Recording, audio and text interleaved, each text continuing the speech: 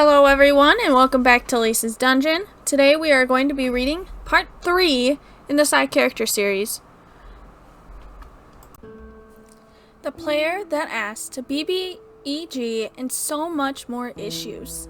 So I want to address this by sharing that this is the same guy that was an awful DM in my last 2 horror stories.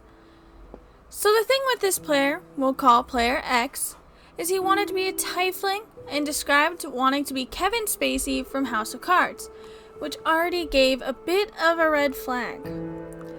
Before I tell what his goal was, I want to share with you a story another player told me. This player was the first one to know and make a character for this campaign.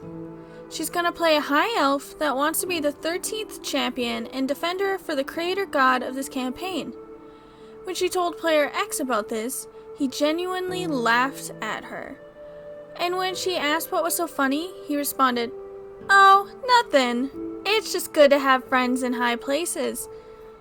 So when he came at me after for his character's goals, he wants to kill the creator god and take their place. I told him he can try, but he won't succeed. Then came his requests, and it becomes clear he really doesn't know how to properly play D&D as a player.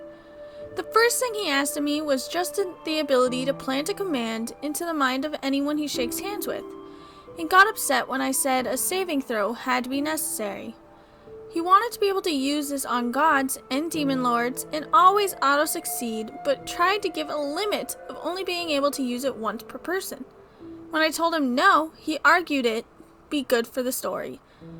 His second request was a god-killing bullet, intending to kill gods, allies, and friends of the rest of the party with this. When I said no, he tried hard to convince me for him to work for it, yet still expecting to eventually get it. His third request was to have an Igor-like assistant to him, and a hideout that would be hidden from the rest of the party so he could have regular single-person sessions with me doing his evil deeds without the party knowing. And when I mean regularly, he meant after every session. His fourth request came after speaking with another player when she had fleshed out being a guardian, teacher, and mother figure to a child she's teaching to be a great knight. Player X posted a picture of a young 5-year-old human girl in the D&D server. When I had asked who it was, he said, "Oh, this is my tiefling's 5-year-old daughter that works as his personal assistant." And that was the first I heard of it, without coming to me and automatically expected to have a 5-year-old be a professional and competent assassin for him to use, and expected to play her alongside his tiefling. I obviously said he couldn't play her if he was playing the tiefling already. I also told him you can't have a 5-year-old that's a professional and competent assassin that already has many successful assassinations under her belt. I also tried to brainstorm with him, since he said he doesn't plan to hide his daughter from the players, and asked when they respond to the abuse of being forced to kill and fight grown people for him. His response was, "They won't find abuse, 'cause there's no abuse. She willingly does this for him because he took her off the streets and gave her a home. Willingly wanting to be his tool and sees him as more of a god than the actual gods of the world. And will do anything for him to achieve his dream of being the new creator god."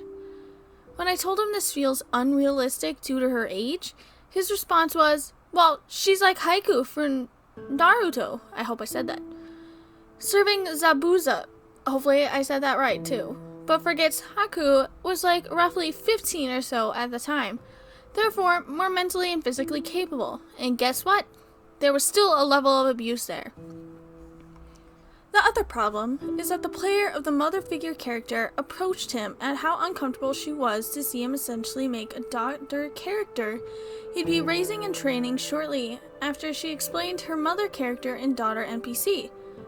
His response were these assumptions of how the two will interact together with a similar dynamic without even consulting her on how her character would actually respond to things. He also made assumptions of her player character goals and personality without asking her, and made her feel more of a crutch for his character rather than her own individual person. Not only that, but he had mentioned his tiefling having a shared torment with his daughter character, and when I had asked what that meant, he explained his character's backstory, having assumed I'd accept it completely. Apparently, he wanted his character to actually originate from a higher dimension that is from his previous D&D game he had DMs for, and had attempted to assassinate a high elf king. Failing this, he was banished to one of many lesser mirror universes that this higher universe oversaw. And the reason he wants to be the new creator god is to actually break free from this lesser universe and back to his own. And also trying to set his ideas of tiefling culture into my campaign as the standard for all tieflings in my campaign. When I said no, he got uppity and just said, fine, but I'll still have my tieflings culture stuff, which I agreed, only to his character's small home and not tiefling across the world. He reluctantly agreed. Eventually, I find out from one of my players that he had gone into joining my campaign to make it a living hell for me to host.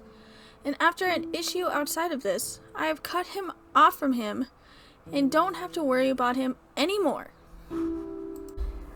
I knew that he was trying to write a story. It's so clear. It's been clear since the very first part. And in the next part, all of the rest of the parts are probably gonna be the exact same thing. Just for him to continue to point out, like, oh, this would be good for the story. Oh, I have a 5-year-old, 6-year-old, or whatever, that is so powerful that they kill people. It just seems like a novel, more like a game of D&D. There isn't much more to say that hasn't already been said. I've been saying it since the beginning. The DM or Player X is just obsessed with making novel-like games and playing novel-like players, which is very unrealistic in D&D. There are rules to D&D, whereas there aren't really any rules for writing a novel. But anyways, I hope to see you next time at Lace's Dungeon. Have a good day. Goodbye.